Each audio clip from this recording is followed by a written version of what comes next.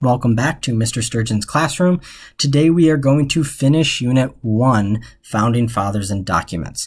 We're going to go into Lesson 1.5, Struggles of a Nation, and we're really going to delve into what our country was dealing with before our Constitution was created and we had a new government.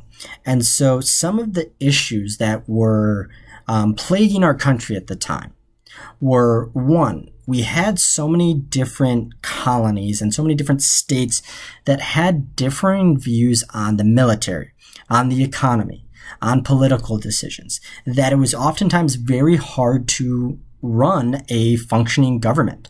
For instance, you might have a southern colony like Georgia who has a very, very strong view on something like slavery, and you may have a state like Rhode Island who has an opposing view.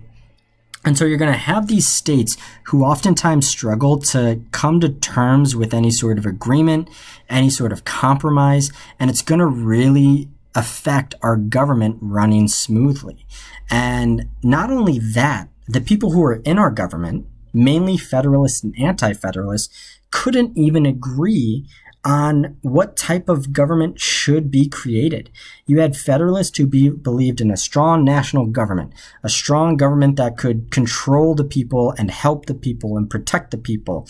And then you had anti-federalists who believed that the government should kind of be hands-off, leave it up to the states, leave it up to the individuals themselves. And so not only were states and colonies disagreeing with one another, but you would have politicians in our government who also disagreed with one another. Now, this is a really, really big issue because not only could states fight one another, but you could have a place like Great Britain come right back to America and control us again and take over again. So there were a lot of issues that needed to be solved. Otherwise, our country was not going to survive.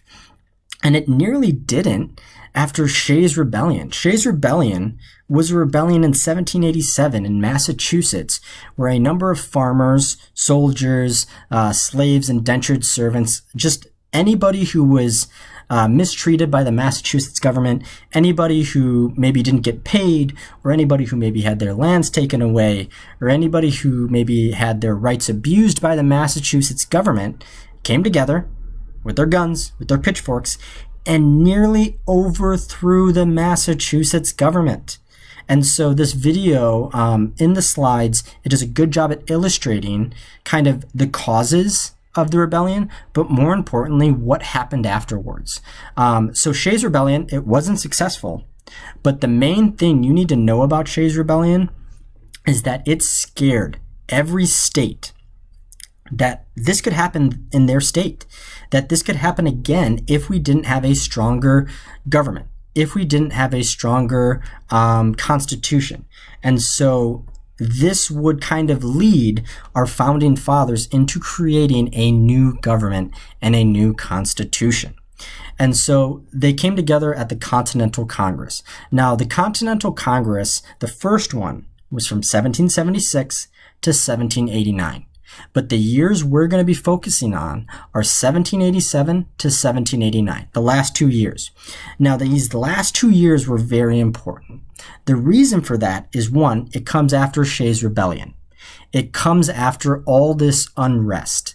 And the Congress decides, you know what, we need a plan to make sure this doesn't happen again. And so what this Congress did, there was politicians from every state. They came together for 2 years. For 2 years in a crowded hall in Philadelphia, no air conditioning, sweaty in their, overcoats and everything. And they tried to come up with either a revision to the Articles or a brand new constitution. And so what our founding fathers in these 2 years realized is that we needed a new constitution and it had to have a stronger national government. And so what you're going to find out in later units is what exactly they came up with. Obviously, they came up with the Constitution. You already know that. But what did they put in that Constitution, and why did they put that in the Constitution? So in the next unit, what we're going to cover is the Constitution itself, very much in depth. and also the separation of powers and branches in that Constitution and why the Founding Fathers created what they did. Because what you're going to find out is the Founding Fathers decided, you know what, we're not going to revise the Articles anymore. We need a new government. We need a new Constitution. And so that's where we're going to go into Unit 2, Constitution and Separation of Powers, and we're going to see exactly what our Founding Fathers put together to create a new government for the United States. Enjoy.